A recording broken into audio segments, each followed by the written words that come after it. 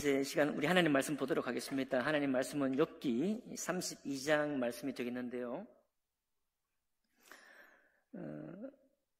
우리 1절부터 5절까지만 합독으로 봉독하겠습니다. 구약 성경 792쪽 가량에 있습니다. 792쪽 가량에 32장 1절부터 5절까지 말씀을 합독으로 봉독하겠습니다. 자, 욥이 시작. 욥이 자신을 의인으로 여김으로 그 세 사람이 말을 그치니 람 족속 부스 사람 바라겔의 아들 엘리후가 화를 내니 그가 욥에게 화를 내면 욥이 하나님보다 자기가 의롭다 함이요 또 세 친구에게 화를 내면 그들이 능히 대답하지 못하면서도 욥을 정죄함이라. 엘리후는 그들의 나이가 자기보다 여러 해 위이므로 욥에게 말하기를 참고 있다가 세 사람의 입에 대답이 없음을 보고 화를 내니라. 아멘. 말씀과 예배를 위해 기도하겠습니다. 존귀하신 하나님 아버지, 오늘도 욥기 32장을 통해서 우리들에게 또 권면하시고 우리를 새롭게 하실 말씀이 있으면 저희 영혼을 새롭게 해주시고 우리가 듣는 바 또 나누는 바의 말씀이 우리의 삶 속에 또 유익한 그런 말씀이 될 수 있도록 축복해 주옵소서. 국가적인 일을 주님께 맡겨드립니다. 하나님, 그들의 할 일을 성실히 감당할 수 있도록 주님 인도해 주시고 우리는 우리의 신앙을 충성스럽게 감당할 수 있도록 축복해 주옵소서. 모든 예배를 주님께 의탁하며 감사할 때 귀하신 우리 주 예수님 이름으로 기도하옵나이다. 아멘. 오늘 욥기 32장 전체 말씀을 본문으로 해서 엘리후가 참을 수 없었던 이유라는 제목으로 하나님 말씀 나누겠습니다. 이 제목이 좀 참을 수 없어요. 엘리후가 참을 수 없었던 이유. 정우열이라는 정신건강의학과 전문의가 책을 썼는데 이런 책 제목을 썼어요. 나는 왜 내 편이 되지 못할까? 나는 왜 내 편이 되지 못할까? 우리 사람들은 왜 자기가 자기 편이 되는 걸 이렇게 힘들어할까? 이런 책을 제목을 썼습니다. 거기에 굉장히 이분이 이제 만든 말 중에 아주 좀 유명해진 말이 있는데 그건 뭐냐면 사람은 생각보다 별로다. 이거예요. 사람은 생각보다, 그러니까 모든 사람입니다. 모든 사람은 생각보다 별로다. 근데 이게 좀 기분이 좀 언짢아지려고 그러죠. 왜 내가 별로지? 근데 이 생각보다 별로다는 이 말을 사람을 비방하고 비난하라고 한 얘기가 아니고 우리는 우리가 가지고 있는 선한 생각도 있고 또 남들에게 칭찬받을 만한 것도 있는데 모든 사람에게는 습한 마음의 자리가 있다는 겁니다. 습하고 다른 사람이 의도치 않게 내가 예상도 못한 순간에 나를 쿡 찔러버리면 내가 화를 낼 수밖에 없는 나의 약점, 허점들이 우리에게 늘 있다는 거예요. 자, 그래서 이 사람이 하는 얘기, 사람은 생각보다 별로다, 이 말로 하고 싶은 얘기가 뭐냐면 우리가 아무리 뛰어난 사람이어도 내 마음에 내 삶에 습한 자리가 있다는 걸 무시할 수가 없는데 그러니까 그거를 무시하지 말라는 거예요. 너의 정서, 당신의 정서, 또 당신의 감정, 당신이 지금 살아오면서 남들에게 정말 지적당하지 않고 있긴 하지만은 누군가 내가 지적하고자 할 때 충분히 지적당할 만한 어떤 어두운 모습이 있는데 그 부분을 무시하지 말라는 거예요. 어차피 우리는 별로니까. 별로이기 때문에 우리가 주목해야 될 것은 뭐냐면 당신의 습한 자리고 당신의 아픈 그 마음이고 또 상처받기 쉬운 그 감정이라는 거예요. 근데 이거를 내가 막 용이 된 것처럼 내가 정말 괜찮은 사람인 것처럼 자꾸만 생각하다 보면은 자기에게 있는 이 안 좋은 모습들을 자꾸 숨기려고 해요. 감추려고 한다는 거예요. 근데 감추려고 하고 숨기려고 해서는 결코 숨겨질 수도 없을 뿐만 아니라 나 스스로 내가 나에게 편하지 못하다는 거예요. 내가 나를 결국은 좋게 생각할 수가 없다는 것입니다. 그래서 이 전문의가 하는 얘기는 사람은 생각보다 별나라는 것을 받아들이고, 그리고 내 마음의 못된 자리, 아주 못난 자리를, 혹은 내 감정 상태를 충분히 인정을 하고 그것을 정직하게 대면하라. 그럴 때 당신은 더 좋아진다. 이런 말을 한 거예요. 그러니까 여러분 적용 잘 하셔야 됩니다. 뭐 사람은 생각보다 별로다 그래가지고 남들 막 우리가 당신도 별로 아니다, 나도 별로 아니고 이렇게 말하라고 한 얘기가 아니라는 것입니다. 근데 이 엘리후가 이제 사실 욥기에 31장까지 올 동안에 한 번도 나타난 적이 없는 사람이거든요. 그리고 욥과 이 세 친구는 연배가 비슷해요. 인생 살 만큼 사는 사람들이고, 또 정말 하나님이나 신의 뜻을 헤아려서 잘 살겠노라고 열심히 연구도 하고 고민도 했던 사람들입니다. 근데 엘리후는 젊은 사람이에요. 그러니까 이게 만약 연극 무대에서 일어나는 일이라 한다면은 욥하고 이 세 친구는 무대 중앙에서 이제 완전 주연 배우들입니다. 근데 엘리후는 저기 귀퉁이에서 그냥 듣고만 있는 거예요. 왜? 자기가 끼어들 자리가 아니라고 생각했기 때문에. 저분들이 다 지혜가 있고 똑똑한 사람들이고 인생의 연륜이 충분한 사람들이니까 내가 괜히 버릇없이 끼어들지 않고 듣기만 하겠다 하고 그 오랜 동안의 얘기를 다 듣고 있는 겁니다. 다 듣고 있다가 화가 난 거예요. 잘 해결될 줄 알았더니 해결되는 게 아니라 이 욥은 그냥 욥대로 자기 얘기를 계속하고, 이 세 친구는 돌아가면서 얘기를 하긴 하는데 욥을 이기지도 못하고 그냥 화만 내고 있는 모습을 보면서 이제 나의 때가 왔다. 이제 나의 때가 왔다. 내가 한마디 해야 되겠다 하고 일어난 겁니다. 네, 왜 화를 냈느냐? 화낸 이유가 2절에 하고 3절에 나와 있어요. 뭐라고 하니까 엘리후가 화를 내니 그가 욥에게 화를 내는 이유는 뭐냐? 욥이 하나님보다 자기가 의롭다 하는 이유인 게 첫 번째입니다. 이게 정말 화가 나는 일이죠. 우리가 되게 정말 그 감정이 상해가지고 화를 낼 때 뭐 몇 가지가 있는데, 네가 잘났으면 얼마나 잘났어? 이럴 때죠. 예를 들어서 아이를 학교 보냈는데 말이죠, 다른 학부모의 아이가 너무 공부도 잘하고 뭘 잘해가지고 그럼 괜찮은데 자꾸 우리 아이를 못되게 굴고 하면은 엄마가 찾아가가지고 학교에 가서 애를 딱 세워놓고, 야, 네가 잘났으면 얼마나 잘났냐? 이렇게 따질 수 있는 거죠. 그럴 때에도 우리 화가 나는 거예요. 그 다음에 또 이거보다 조금 더 고상한 질문이 있는데, 야, 네 오라면 얼마나 오라? 이렇게 말할 때가 있습니다. 가끔. 그런 거 해보셨나요? 그런 경험 있을 거예요. 네가 오라면 얼마나 옳다고 자꾸 그런 얘기 하냐? 이렇게 이제 할 때가 있어요. 이럴 때도 우리가 참기 힘들어요. 왜냐하면 우리의 평소의 생각은, 사실 이 정신의학과 이 전문의가 우리 감정을 잘 챙기란 말로 한 얘기긴 하지만 우리가 사람이 거기서 거기다고 다 생각하고 있기 때문에, 그리고 나보다 뛰어난 사람이면 그동안도 뛰어난 사람이라고 대접을 해준 거예요. 우리가 또 그런 게 할 줄 알잖아요.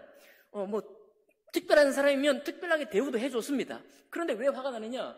내가 대우해줄 만큼 대우해줬는데 내가 대우해준 것 이상으로 이 사람이 자기 주장을 해버리는 거예요. 자기가 옳다라는 얘기를 너무 세게 해버리는 거야. 그러니까 그때는 우리가 참지를 못하는 거예요. 네. 우리가 그 사람을 무시하는 것도 아니고 대우도 해주는데도 불구하고 내가 감당할 범위를 훨씬 더 넘어서 자기 주장을 해버리니까 우리는 그때는 참지를 못하는 겁니다. 엘리후가 왜 참지 못했느냐? 바로 그것 때문에 참지 못하는 거예요. 욥이 누구보다 옳다고 그랬다고요? 하나님보다 옳다고 하니까. 그런 얘기 할 때 있잖아요. 야, 그 옳다고 하나님보다 옳으냐 네가? 이렇게 할 수 있는 것입니다. 두 번째 이유가 나와요. 두 번째 이유가 뭐냐니까 3절에 나와 있어요. 또 세 친구에게 화를 내면 그들이 능히 대답하지도 못하면서 욥을 정죄함이라. 대답했다는 이 말은 욥의 말을 꺾어 놓지도 못하면서, 욥을 유력하게 이기지도 못하면서 욥을 잘못했다고 자꾸 정죄만 하고 있는 거예요. 요거를 이 성경을 기록한 사람들이 거기다가 좀 각주 비슷하게 달아놓은 게 있는데, 아니, 욥하고 세 친구가 서로 토론하다가 대화하다가 꺾든지 못 꺾든지 그게 무슨 상관할 일입니까? 그런데 왜 엘리후가 가만히 있다가 화를 냈느냐 하면은 다 하나님을 변호하려고 하는 얘기예요. 욥도 하나님을 이게 따져 묻고 있지만 하나님을 향한 신앙이 있는 것이고, 이 세 친구가 욥이 하는 게 뭐냐면, 야, 네가 자꾸 그렇게 말하면 하나님이 뭐가 되냐 이런 얘기거든요. 하나님을 그렇게 공격을 하는 것처럼 들리니까, 하나님을 네가 분명히 죄가 있을 텐데 네가 죄가 없이 이런 일을 당하겠느냐 하고 하나님의 통치의 방법대로 세 친구는 욥을 공격한 겁니다. 그러니까 어떻게 보면 이 세 친구는 하나님의 입장에서 하나님을 변호하면서 욥을 공격하려고 한 거예요. 그러니까 엘리후가 가만 들어보니까 하나님을 변호하지도 못해. 하나님을 변호하는 데 성공을 못한 겁니다. 욥이 계속 지금 이제 자기 목소리를 내고 있으니까, 그러니까 하나님을 변호도 못하면서 정죄만 하고 있으니까 가만히 듣고 있던 엘리후가 자기 신앙을 비춰볼 때 내가 아무리 젊었어도 이거는 가만히 있으면 안 되겠다 하고 한마디 하기 시작했는데, 한마디만 하지 않고 32장부터 37장까지 4마디 해버려요. 아주 길게 엘리후가 말을 하는 장면을 우리가 앞으로 4주 동안 보게 되는 것입니다. 여러분, 근데 이게 욥기는 정말 어려운 책이긴 합니다. 여러분, 우리가 영화 가끔 보시나요? 영화는 웬만하게 오락 영화는 한 번 보고 2번 안 봐도 됩니다. 우리가 다 알아요. 그 어떻게 하는지.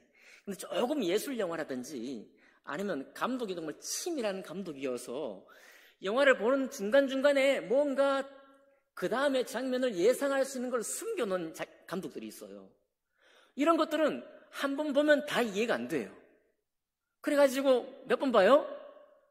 2번도 보고 3번도 보고 여러 번 보면 이게 저게 의미 없는 장면인 줄 알았더니 한 20분 뒤에 있을 이야기를 미리 보여준 거구나, 이런 걸 알게 되는 거예요. 저는 근데 그런 영화 되게 싫어합니다. 생각하게 만드는 영화 별로 안 좋아해요.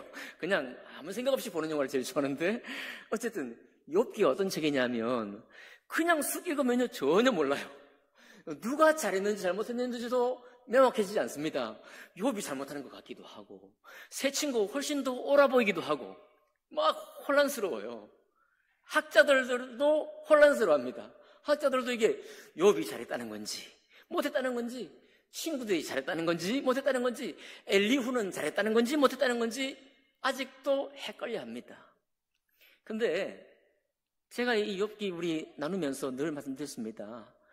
욥기 42장 7절에 가면 하나님이 딱 이제 표정평가를 해놨는데, 욥은 하나님에 대해서 옳게 말했다라고 하나님의 입으로 진술을 해버려요. 그리고 이 세 친구도 가만히 읽다 보면, 우리가 개인적으로 읽다 보면은 하나같이 괜찮은 말들이고 옳은 말인데, 하나님 마지막 42장 7절에 가보면은 엘리바사야, 너와 너의 2 친구는 나에 대해서 옳은 말을 하지 않았다, 이렇게 평가를 끝내버려요. 그러니까 여러분, 우리가 이제 그 평가가 끝났기 때문에 욥기를 읽다가 세 친구가 나오면 도대체 왜 잘못했다고 하는 거지? 이것을 물어가면서 읽어야 됩니다. 근데 엘리후는 더 복잡해. 또 여러분 혹시 예배도 생각하게 만드는 예배는 싫으신가요? 혹시 그냥 듣고 아멘만 되는 게 좋으신지 모르겠습니다. 근데 욥기는 어쨌든 그럴 수는 없다. 엘리후는 더 복잡한 것이 이유가 뭐냐면, 보세요. 욥은 하나님이 나에게 대해서 옳게 말했다고 평가가 끝났습니다. 엘리바스하고 세 친구도 나에게 대해서 한 말이 잘못된 말이다 하고 평가가 끝났어요. 근데 엘리후는 32장부터 37장까지 열심히 얘기를 했는데 하나님이 엘리후가 잘했다는 말도 하지 않고 못했다는 말도 하지 않아요. 그래서 더 어렵습니다. 그 어쩌란 말이냐? 그러면 우리가 짐작할 수 있는 건 뭐냐면, 일단은 욥을 하나님이 어떻게 평가했다고요? 하나님께 대해서 옳게 말했다고 평가했잖아요. 그러니까 엘리후의 말은 귀담아 들어야 할 말이긴 하지만 욥만큼 오를 수는 없습니다. 네. 욥만큼 오를 수는 없어요. 귀담아 들어야 될 말이지만 그 이야기를 오늘 이제 32장부터 쭉 해나가게 될 것입니다. 근데 왜 엘리후가 화가 났느냐 하면은 31장 35절, 36절, 37절 아니 그 앞에서도 수많은 얘기를 들으면서 이제 막 마음이 흥분되고 있었지만은 31장 35절, 36절, 37절 딱 와서는 도저히 이제 빵 터져버린 것입니다. 여기 욥이 마지막 말을 하면서 뭐라고 하는가 하면 누구든지 나의 변명을 들어다오. 나의 서명이 여기 있으니 전능자가 내게 대답하시기를 바라노라. 나를 고발하는 자가 있다면 그에게 고소장을 쓰게 하라 라고 했습니다. 만약에 이 말은 뭐냐, 내가 잘못한 일이 있고 정말 하나님의 법정에서 내가 하나님의 징계를 받아야 할 어떤 죄목이 있다고 한다면 일일이 죄목을 적어서 고소하라는 겁니다.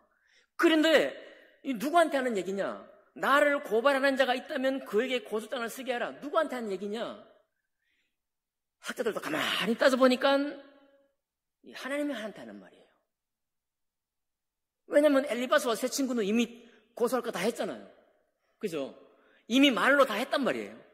그런데 나를 고발하는 자가 있다면 그에게 고소장을 쓰게 하라. 가장 직접적으로 하나님은 아니지만 하나님을 우회적으로 언급하고 있는 거예요. 하나님이요, 주님이 나에게 내가 잘못한 게 있으면 고소 한번 해보십시오 라고 도전하는 거예요. 약간 맹랑하죠. 도전보다는 약간 도발에 가까운 그런 얘기를까지 하는 거예요. 이 말을 딱 듣고 나서 엘리후가 참지를 못한 겁니다. 여러분, 우리는 참을 수 있겠어요? 제가 그렇게 옳다고 한번 얘기해 볼까요? 저의 잘못을 여러분 찾아서 고소를 해보십시오. 하나님 앞에. 그래도 한 점 하나 부끄러움이 없을 거예요. 라고 막 제가 막 설교도 하고 계속해서 그런 말 한다면 여러분 참을 수 있겠습니까? 쉽지 않죠. 그때 우리가 하는 얘기가 네가 오르면 얼마나 오르냐. 이게 나오는 거예요. 사람의 아들로 태어나서 여자의 후손으로 태어나서 네가 오르면 얼마나 오르냐. 그 말이 그냥 대본에 나오는 거예요. 중요한 게 뭐냐면 욥은 그 말을 안 들으려고 살아가지 않고 그 말을 들을 만큼 살아간 사람입니다. 이게 우리를 힘들게 하는 거예요. 힘들게 할 뿐만 아니라 또는 이 삶이 바로 우리를 격려하고 있는 것입니다. 다시 말씀드려요. 사람은 생각보다 별로다. 욥은 이런 말에 유혹되지 않습니다. 욥은 결코 사람은 거기서 거기다 이런 말에 자기 마음을 빼앗기지 않았어요. 왜냐하면 거기에 우리 마음을 빼앗기잖아요. 회개해야 할 때 회개하지 않고 변명하게 만드는 거예요. 예?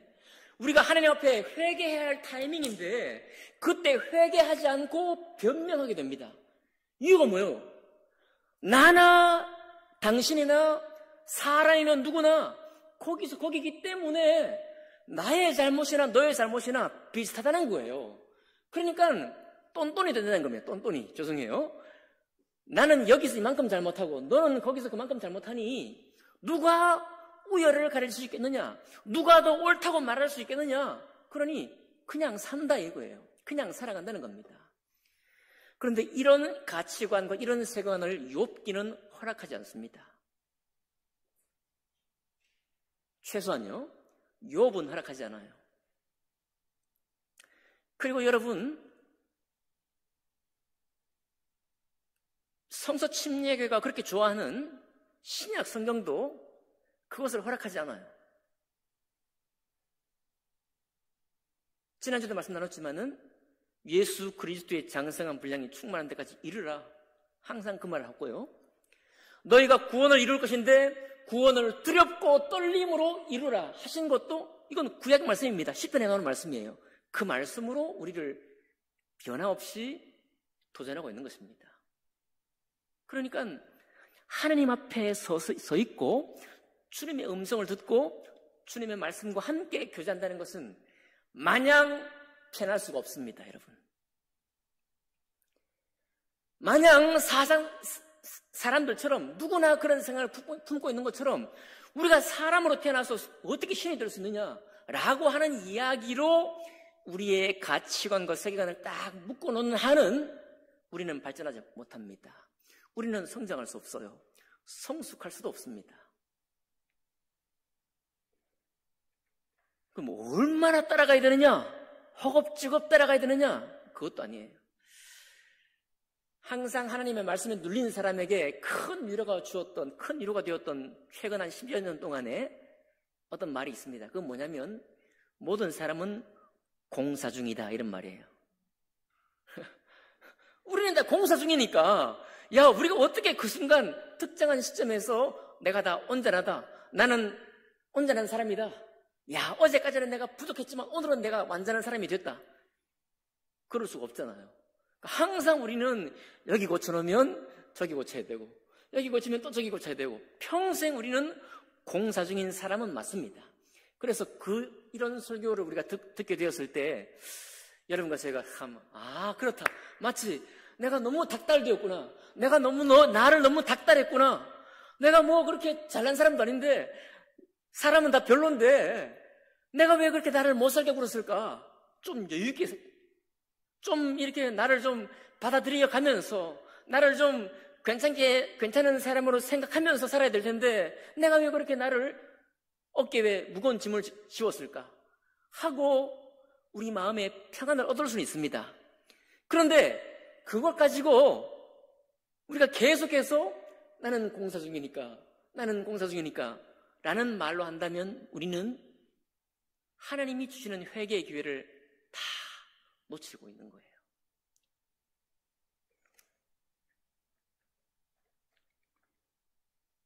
욥은 하나님 앞에 충성스럽게 살고 열심히 살았는데 그것에 대해서 세 친구들이 공격하기를, 대표적인 공격이 뭐였습니까?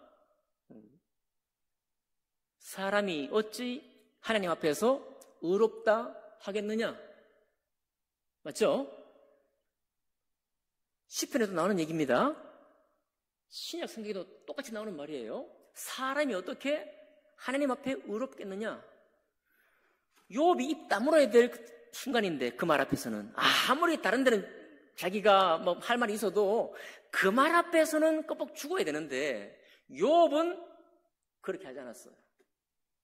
계속해서 내가 얼마나 의롭게 살았는지를 말하고 또 말했습니다.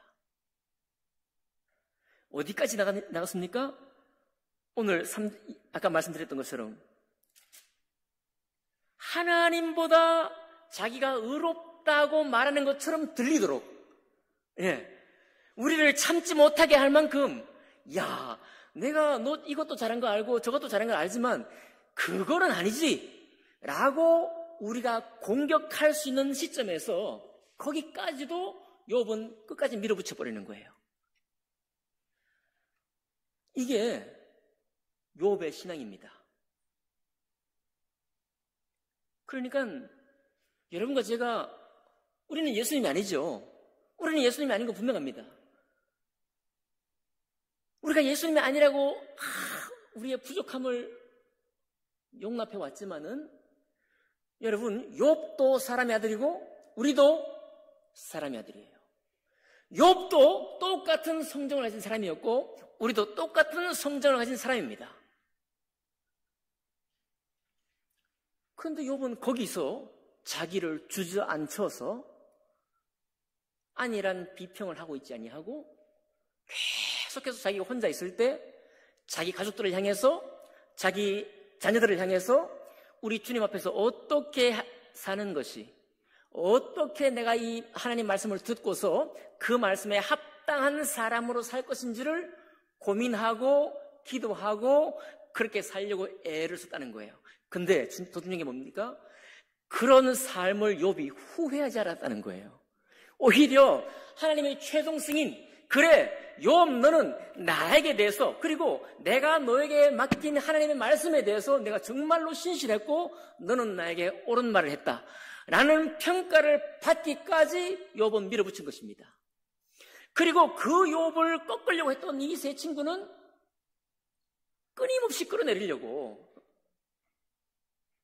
애를 썼어요. 그래서 책망받은 것입니다. 오늘 32장은 애석하게도 엘리후가 정확히 무슨 얘기를 했는지는 안 나와요. 사실 엘리후가 이 극에 등장하기 전에 한 번도 나타난 적이 없기 때문에 왜 엘리후가 나와야 되는지 그 이야기를 정확하게 늘어놓고 있습니다. 32장은 그냥 이 엑스트라가 나와가지고 왜 이 사람이 나왔는지, 내가 무슨 고민을 했는지 그 얘기를 하고 있는 거예요. 야, 내가 젊지만 내가 들을 수 있는 대로 말을 안 하려고 했지만 하도 듣다 보니까 도저히 못 참겠다. 이제 연장자가 지혜가 많지만 나도 하나님의 영이 나에게 있으니 그 영이 나에게 넣어준 말을 참지 않고 이제는 말하겠다 라고 얘기를 하면서 33장부터 말을 시작해요. 그리고 또 엘리후는 또 이렇게 말합니다. 혹시 여러분들 중에, 세 친구들 중에 여러분들 중에 야, 우리가 정말 진상은 다 파악했지만은 이 욥을 추궁하고 욥에게 책임을 물을 뿐은 하나님이지 사람 아니다, 이런 말 하지 말라 그래요, 엘리후가. 우리가 사실 코너에 몰렸을 때 또 분명히 저 사람이 뭔가 문제가 있는데 내가 할 말이 없어요. 그럴 때가 있죠. 뭔가 해대고 싶은데 할 말이 없어요. 그럴 때 우리가 하는 얘기가 임자 만나야 돼, 너는. 그런 얘기잖아요. 분명히 언젠가 임자 만날 거야. 지금은 나는 너에게 해줄 말이 없지만 내가 할 수 있는 입이 지혜가 짧아가지고 너에게 해줄 말은 없지만 너 분명히 가다가 임자 만난다? 그 얘기가 뭡니까? 이 얘기거든요. 야, 우리가 진상을 알고는 있지만 욥을 충분히 꺾어놓지 못하니까 우리는 안 되니 하나님이 하실 수밖에 없다. 그런 말 할 수 있잖아요. 근데 엘리후가 화를 내는 거예요. 거기서. 그런 말도 하지 말라는 거예요. 누가 하겠다는 겁니까? 자기가. 내가 저 욥을 꺾어놓겠다. 내가 나에게도 하나님의 영이 있으니 내게 하시는 말씀으로 욥을 무릎 꿇리겠다. 하나님 앞에 잘못된 것을 내가 분명히 밝히겠다 라고 달려드는 거예요. 엘리후도 대단하죠. 우리 같으면 사는 게 바빠가지고 임자 만날 때까지 알아서 해라 이렇게 할 텐데 그런 말도 하지 말라는 거예요. 또 마지막 32장 21절에 가면은 요즘 우리나라에 되게 유명했던, 최근 한 4년 동안 유명했던 말들이 나와요. 여기 32장 21절 한번 읽어볼까요? 같이 32장 21절 시작. 나는 결코 사람의 낯을 보지 아니하며 사람에게 영광을 돌리지 아니하리니. 네, 이는 아첨할 줄을 알지 못함이라. 자, 사람에게 영광을 돌리지 않는다는 거예요. 이 사람은, 엘리후는 사람에게 영광 돌리지 않겠다. 나는 오직 하늘에 계신 하나님께만 영광 돌리겠다. 그리고 누구에게 아첨하지 않겠다. 나보다 연장자라고 해가지고 내가 기죽지 않겠다. 나에게 말씀을 넣어주시는 주님의 영에만 내가 의지해서 이 욥을 무릎 꿇리겠다. 그런 얘기를 하고 있는 것입니다. 정리하겠습니다. 여러분, 아직 엘리후가 무슨 말을 했는지 본격적으로 나타나지 않았지만은 저에게도, 여러분에게도 도전합니다. 이제 우리의 남아있는 신앙생활이 있잖아요.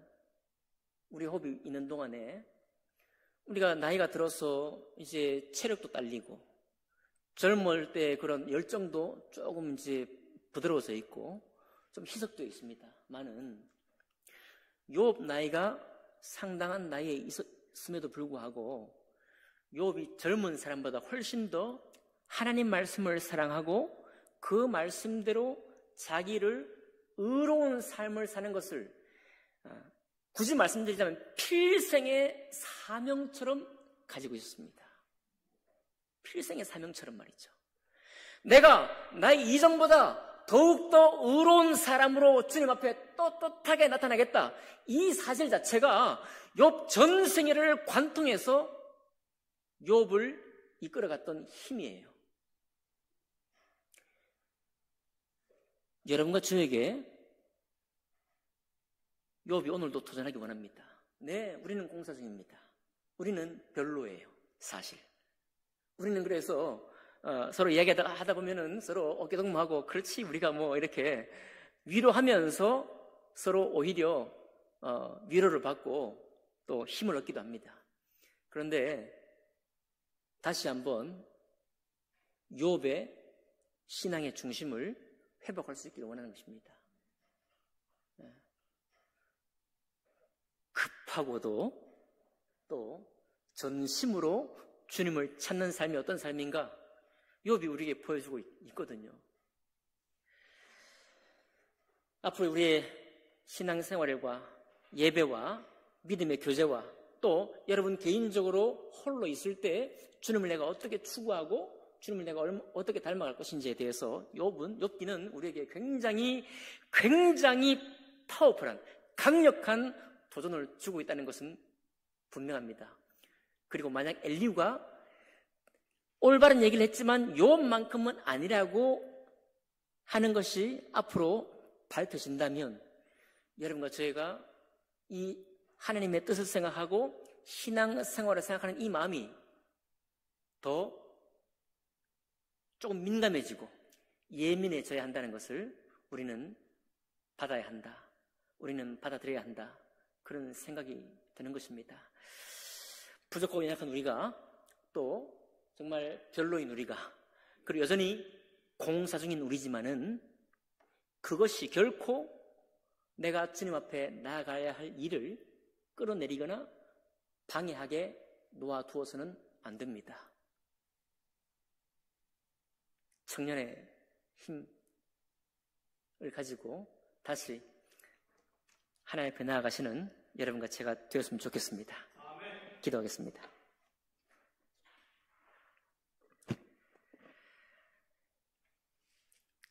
사랑해 주님 감사합니다. 하나님 신앙은 액세서리도 아니고 신앙은 종교적인 의례도 아닙니다. 우리가 예배하고 하나님 말씀을 듣고 보고 이 땅에 주어진 생애 동안 주의 이름을 부르며 그리스도의 사람이라고 칭호를 받고 살아가는데 아버지 하나님 욥의 이 도전을 우리가 받아들일 수 있도록 도와주시옵소서. 정치인들은 사생결단하고 자기 생애를 걸어가고 있습니다. 하나님 우리도 하나님의 말씀 앞에서 하나님을 향해서 이 의로운 삶을 위해서 우리도 우리 자신을 한번 걸어보는 남은 생활 될 수 있도록 축복해 주시옵소서. 감사드리며 귀하신 우리 주 예수님 이름으로 기도하옵나이다. 아멘.